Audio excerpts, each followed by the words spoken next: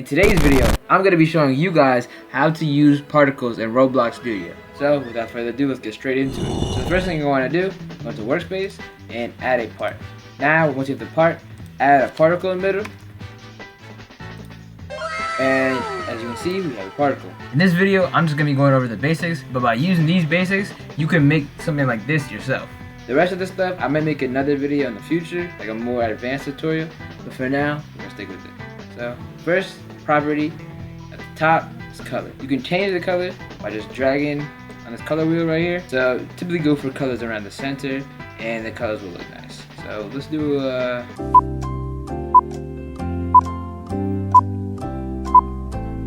this is red right here. Also, if you want to make colors that change as it goes, you can press this right here. There's 3 dots, and what this does is it makes it a gradient of a color. So like, let's say I want it to start out as dark blue, right? And so if you go up, you can see that the further it goes, it slowly changes color back into the color we had originally. Next, we have light emission. What this does, it makes it like a neon.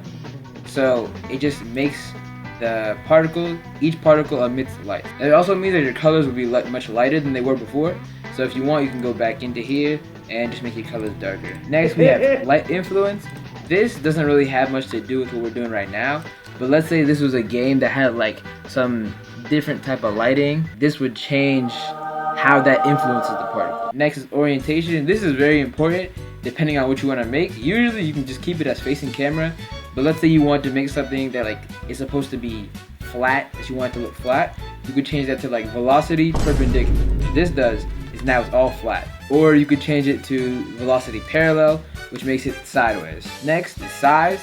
It's just like what it says it is. You stupid. You can change the size. I'm pretty sure there's no limit on how big you can make it. You can make it huge. You can also do the same thing that you do with color. Press these 3 dots on the side, and you can adjust how the size works. Say I want it to be like in the middle, I want it to be way bigger. And now you can see in the middle it's huge, but as it goes out, it gets smaller, and as it starts, it gets smaller as well. There's really a lot you can play with. Next, we have squash. What squash does is it squashes it. Like, all of these particle things are pretty self-explanatory, but it helps to know exactly what they do. So squash, you can take it up to like 1, and now they're like longer. If you want to go the opposite way, you can do like -1, and now it's like wider. Next, we have texture. As you can see, I can't change the texture. I accidentally deleted the texture that we had originally. And off of default, Roblox gives you the sparkle texture, which is from them. But if you want to change this, the first thing you need to do is go up to File and publish the game to Roblox.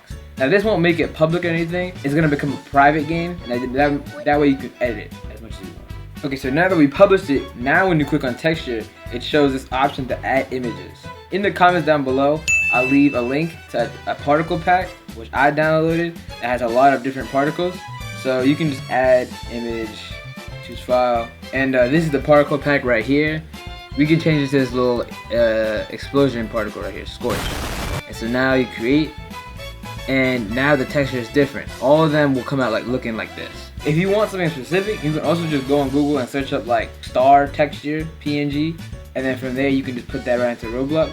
But typically look for fully white texture, since that way you can change the color as much as you like. Alright, so I just took the particles back to sparkle, and so now I'm going to show you guys transparency. This also is simple. It goes up to 1, so once you put it at 1, it's completely gone. You can put it at like 0.5, it's somewhat see-through. Z offset, we're not going to go over that. That's more complicated, and to be honest, I don't know what it does. Bruh. Next, we have emission direction. This is the direction that the particle comes from the part. So like right here, the part. What enable does is, let's say you're trying to change up something.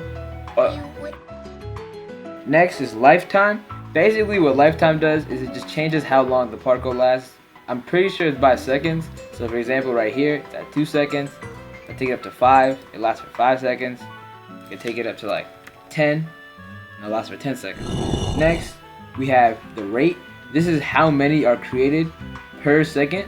So let's say I want to change this up to 100. Now there's going to be 100 particles created per second. All rotation does is it changes how much each particle is rotated. There's also the minimum and maximum value, so you could have some of the parts rotate by like negative 45 degrees. Others rotate like 180 degrees. Rotation speed, if you want the particles to be rotating by themselves, you can just take up the rotation speed, and as you can see that they're moving now. They're spinning around, so I can put it up all the way to 360. They're gonna move pretty fast. Next, we have speed. Speed just changes how fast the particles come out. So right now it's at 5, which is the default. But if I took this all the way up to like 40, you can tell it goes very fast, and that ends up making them go for very long. Next, we have spread angle. It makes the particles go in different directions. So currently the particles are all going up, but let's say I change the spread angle to 90 by 90, and now they're going all over the place. Next, we have acceleration. This is similar to spread angle, but it's a little bit different. What acceleration does is it makes the particles move in a certain direction. So let's say I take up X to 10. Now it's gonna move in the X axis. Next, we have drag. This basically just slows down the particles. So let's say I take it up to 2. You can tell that the particles are going slower, and they're all collecting at the end at one spot. That's what the drag does. So let's say I take it all the way down to 5. They're all going to be collecting very low. Locked apart, what that does is currently, when I move around this, it takes a little delay for the particles to catch up. But if I were to change this to locked apart, now when I move it, there's no delay whatsoever. Next, we have TimeScale. What this does is it just slows down the whole thing. Let's say I took it down to 0. It basically just freezes everything in place. These last two right here, VelocityInheritence and WindAffects drag, we're not going to go over those. Those are for more complicated things. But that's all you really need to know for the basics of particles. If you want to make some crazy particles, all you got to do is play around with it, and yeah, that's it. I hope you guys enjoyed this video. If you did, make sure to comment down below, subscribe, and leave a like. If you like Roblox content, check out this video right here. And that's all for the video, and I'll see you guys next time.